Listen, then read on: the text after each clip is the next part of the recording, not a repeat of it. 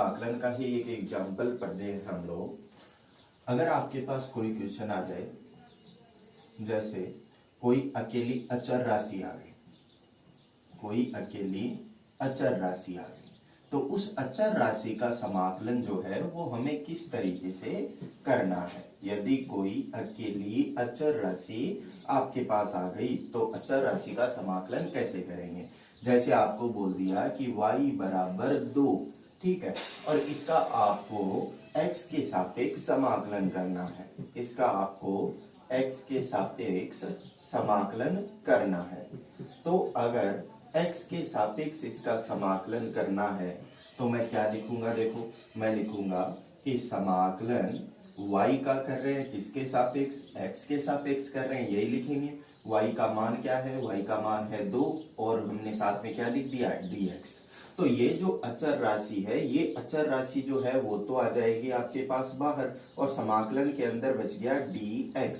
अब dx है, dx के गुणा में कुछ ही नहीं है। अगर गुणा में कुछ नहीं होगा तो इंटीग्रेशन या समाकलन कैसे करेंगे हम लोग। तो हम यहाँ पर क्या कर लेते हैं, हम यहाँ पर एक छोटे से पार्ट एज्यूम कर लेते हैं कि यहाँ पर कुछ नहीं है। कुछ नहीं का मतलब क्या है, 1 है, ठीक है। 1 को क्या लिख सकते हैं, 1 को मैं लिख सकता हूं जिसके रेस्पेक्ट में समाकलन हो रहा है। x के रेस्पेक्ट में समाकलन हो रहा है तो हमने लिख दिया x की घात 0, क्योंकि x के घात 0 का मान कितना होता है, 1 होता है। और साथ में क्या लिख दिया हमने, dx लिख दिया।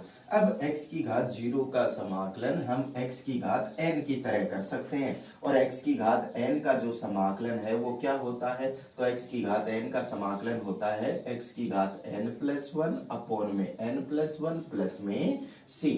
तो इसी तरीके से समाकलन करें तो देखो क्या आ जाएगा, 2 x की घात 0, n का मान 0 है तो n का मान 0 करेंगे तो क्या आएगा समाकलन, समाकलन आ जाएगा x की घात 0 प्लस 1 बटे में 0 प्लस 1 प्लस c, यानी कितना बना आपके पास, 2 x की घात 1, नीचे 1 लिखने की जरूरत नहीं है, प्लस में c। ये आपका आंसर आ गया। तो किसी भी अचर राशि का जो समाकलन है वो आप इस तरीके से करोगे। अब अगर एक एग्जांपल और लेके हम लोग चलें, तो जैसे आपके पास कोई एक क्वेश्चन बोल दिया कि y बराबर 4x प्लस 3, इसका समाकलन करना है आपको, या x की जगह मैं ले लेता हूं t, ठीक है।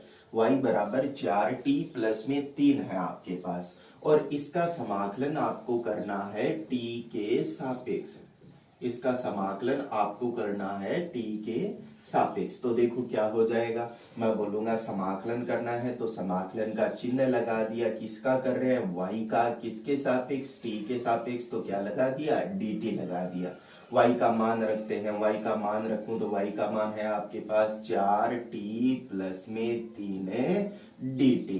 अब इसे अलग अलग लिख सकते हैं हम लोग समाकलन के अंदर, समाकलन करना हो चाहे अवकलन करना हो, यदि पदों का योग है या फिर पद जो है वो एक दूसरे में से माइनस हो रहे हैं तो उनको हम अलग अलग लिख सकते हैं समाकलन के रूप में। तो अलग अलग समाकलन के रूप में लिखें तो मैं लिख सकता हूं 4t dt प्लस में समाकलन 3 dt। अब देखो जो अचर पद है उन्हें बाहर निकाल लो, उनका समाकलन नहीं होगा। तो अगर मैं बात करूं 4 की तो 4 आ जाएगा बाहर, समाकलन के अंदर बच गया t की घात 1 dt, कुछ नहीं है, घात मतलब 1 है, ठीक है, प्लस में 3 आ गया बाहर, समाकलन के अंदर बच गया dt।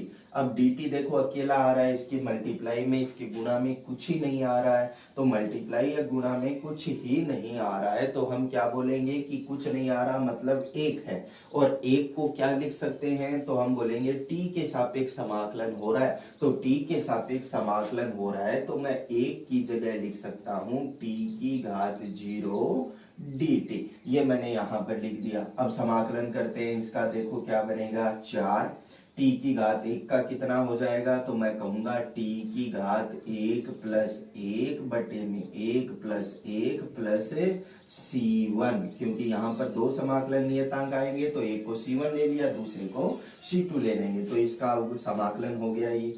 प्लस में 3, इसका समाकलन कितना हो जाएगा, तो t की घात 0 है, तो t की घात 0 प्लस 1 बटे में 0 प्लस 1 प्लस में c2 कर लिया हमने यहाँ पर। तो देखो क्या बना अपने पास आंसर 4, ये बन गया t की घात 2 बटे में 2 प्लस में c1 प्लस में ये कितना बना 3 t की घात 1 बटे में 1 प्लस में c2। अब देखो c1 और c2 जो है वो दोनों अलग अलग समाकलन नियतांक है, तो इन दोनों को मिलाकर हम एक ही समाकलन नियतांक लिख सकते हैं, और ये 2 से हमने 2 बार कैंसिल आउट कर दिया, तो अपना आंसर क्या बन गया 2t² प्लस में 3t प्लस में c, और c का जो मान है वो किसके बराबर है, c1 प्लस c2 के बराबर है। तो इस तरीके से हम लोग कोई भी समाकलन का मान जो है वो ज्ञात कर सकते हैं। नोट डाउन कीजिए।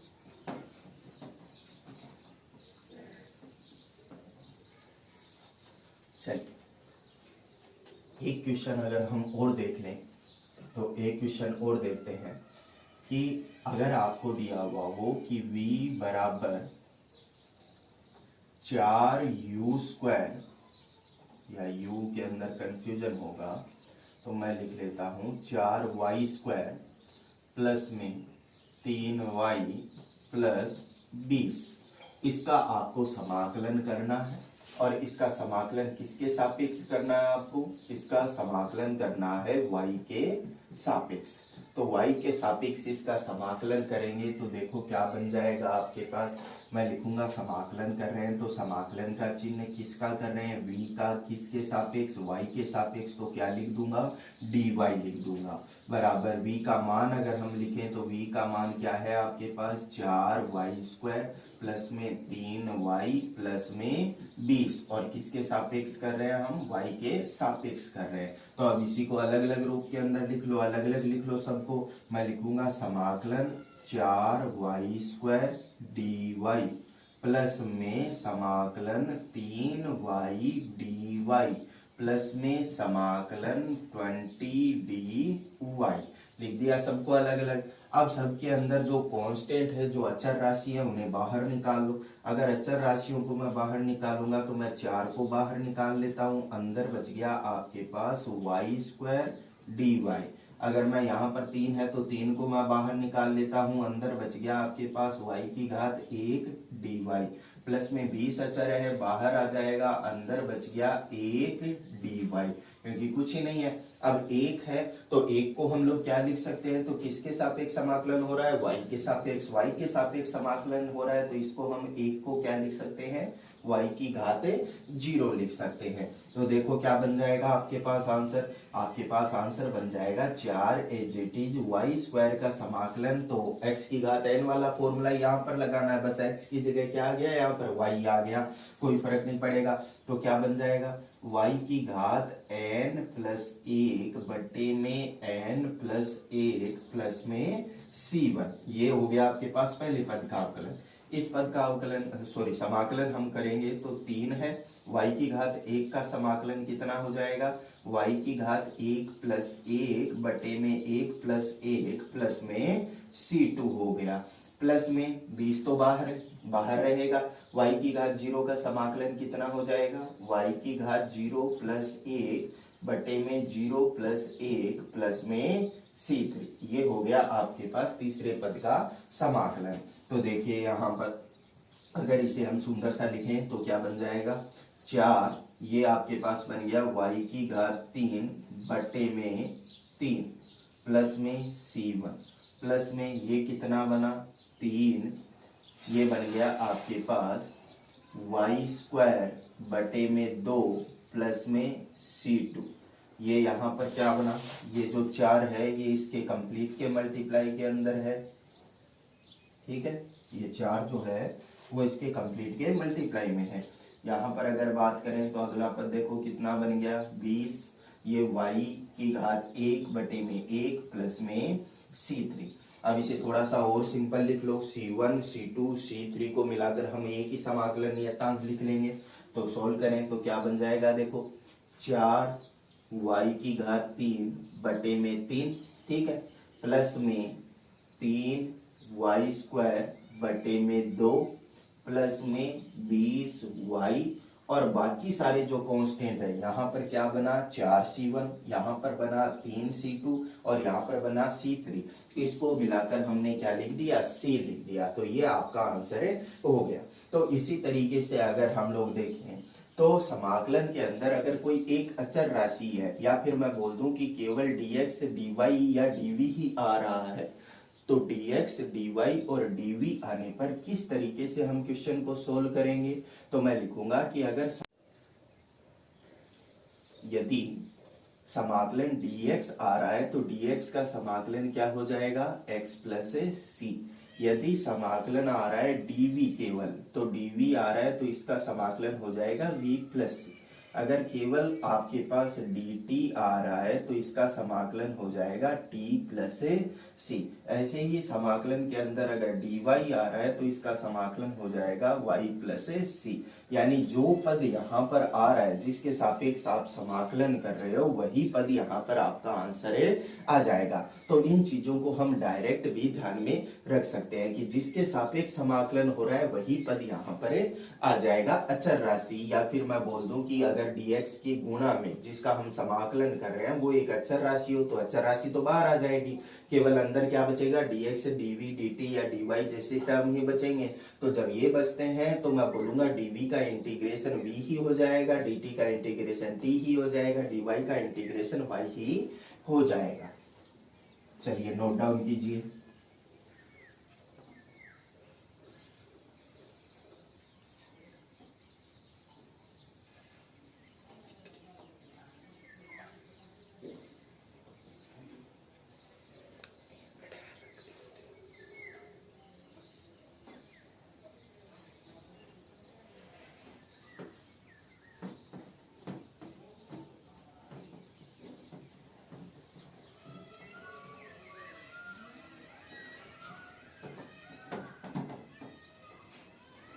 चलिए नेक्स्ट जो अपने पास फॉर्मूला है वो फॉर्मूला क्या होता है कि अगर आपके पास किसी समाकलन, जिसका समाकलन करना हो, उसके अंदर फलन के अंदर फलन आ जाए, फलन के अंदर फलन आ जाए, तो फलन के अंदर फलन का समाकलन जो है वो हम किस तरीके से करते हैं। फलन के अंदर फलन आने के लिए हमने अवकलन के अंदर भी टाइप्स पढ़े थे कि किस तरीके से हम अवकलन करते हैं, तो उसी तरीके से वैसे ही हम लोग फलन के अंदर फलन का समाकलन करेंगे। कैसे, तो मैं एक एग्जांपल लेके पहले आपको बता देता हूँ। पहले तो फॉर्मूले जो है वो लिख लेते हैं।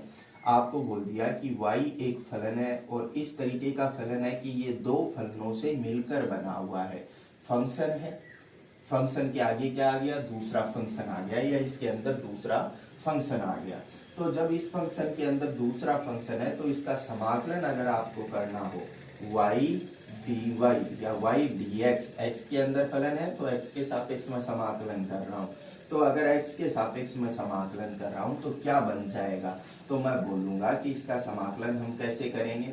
तो पहले तो आपको क्या करना है, पहले तो आपको इसको x एज्यूम करते हुए इसका समाकलन करना है, यानी मैं लिखूंगा समाकलन ऑफ f gx, ठीक है ना। इसको क्या करना है, x एज्यूम करते हुए आपको इसका समाकलन करना है। फिर जो ये आगे वाला फलन है आपके पास, इस फलन का अवकलन करना है और वो अवकलन आपको लगाना है इसके नीचे, वो जो अवकलन है वो लगाना है इसके नीचे। प्लस में कितना आ जाएगा, c आ जाएगा आपके पास।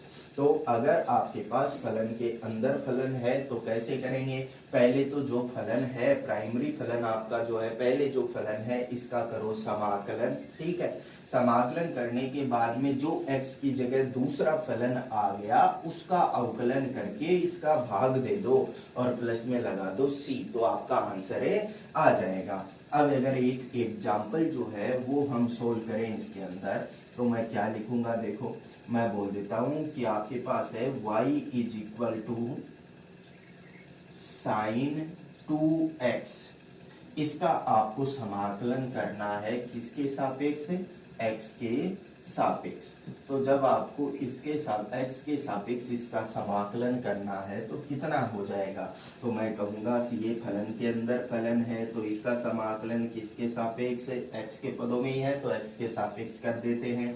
y का मान रखें तो y का मान है आपके पास साइन 2x और किसके सापेक्ष हो रहा है, dx के सापेक्ष। तो साइन तो एक फलन है, अब साइन के आगे x आना चाहिए क्योंकि हमने वही फॉर्मूला देखा है, लेकिन x की जगह क्या आ रहा है, 2x आ रहा है, यानी ये कोई दूसरा फलन आ रहा है, यहाँ पर वो फलन नहीं आ रहा जो हमने पढ़ा है। तो अगर इस फलन के अंदर कोई दूसरा फलन है तो कैसे करेंगे, पहले आपको इस प्राइमरी फलन का पहला जो फलन है इसका समाकलन करना है। तो साइन का अगर मैं समाकलन करूं तो साइन का समाकलन क्या हो जाता है, साइन का समाकलन हो जाता है माइनस कोस 2x, जो एज इट इज आगे है वो का वो रख दो। अब जो x की जगह आ गया दूसरा फलन 2x आ गया, इस 2x का अवकलन करके इसके अपोन में लगा दो। तो 2x का अगर मैं अवकलन करूं तो 2x का अवकलन कितना हो जाएगा, तो 2 तो कांस्टेंट और x की घात 1 का अवकलन कितना होता है, तो x की घात n का अवकलन क्या होता है, nx n माइनस 1।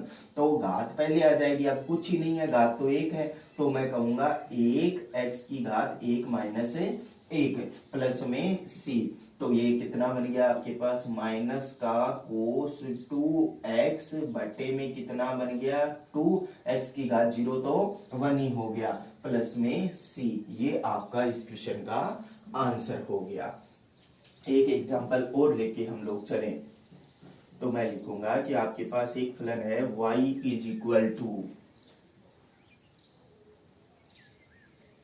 1 अपॉन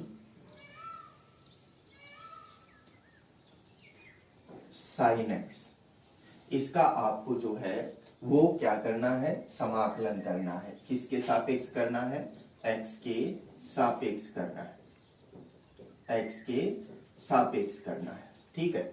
तो देखो कैसे इसका समाकलन हम लोग करेंगे, तो देखो 1 अपॉन साइन x का समाकलन करें तो 1 अपॉन साइन x से तो अपने पास कोई टर्म होती ही नहीं, अपने पास क्या होता है, अपने पास अगर हो जाए y is equal to 1 upon x तो उसका समाकलन हम लोग लिख लेते हैं ln x, लेकिन यहाँ पर x की जगह क्या आ गया, साइन x आ गया। तो इसका समाकलन हम लोग कैसे करें, तो देखो अगर ये y is equal to 1 upon x होता, 1 अपॉन x यानी साइन x की जगह आ जाता x, तो इसका समाकलन हो जाता ln x, ठीक है। तो अगर मैं इसका समाकलन करूं तो क्या हो जाएगा, मैं लिखूंगा समाकलन y किसके सापेक्ष करें, x के सापेक्ष। y का मान क्या है, y का मान है 1 अपॉन साइन x, किसके सापेक्ष कर रहे हैं, dx, x के सापेक्ष कर रहे हैं। अगर ये 1 अपॉन x होता तो 1 अपॉन x का जो समाकलन है वो मैं लिख लेता कि समाकलन हो जाता ln x, ठीक है। x की जगह क्या है, x की जगह है आपके पास है साइन x। अब ये फलन है x की जगह, तो इस x की जगह फलन वाले का अवकलन करके आप लोगों को कहां पर लगाना है, अपोन में। तो साइन x का अगर मैं अवकलन करूं तो साइन x का अवकलन जो है वो कितना हो जाएगा, तो साइन x का अवकलन होता है कोस x, तो कोस x हमने यहाँ पर लगा दिया, प्लस में क्या लगा दिया, c। ये आपका आंसर बन गया। तो कोई भी फलन के अंदर फलन वाला क्वेश्चन हो तो उसको हम लोग कैसे करते हैं कि पहले आपके पास जो प्रथम फलन जो आपको नजर आ रहा है उसका अवकलन, उसका समाकलन कीजिए, और जो आगे पद आ गया, जो x की जगह आ गया पद, उसका अवकलन करके भाग दे दीजिए, प्लस में लगा दीजिए c। आपका आंसर जो है वो आ जाएगा।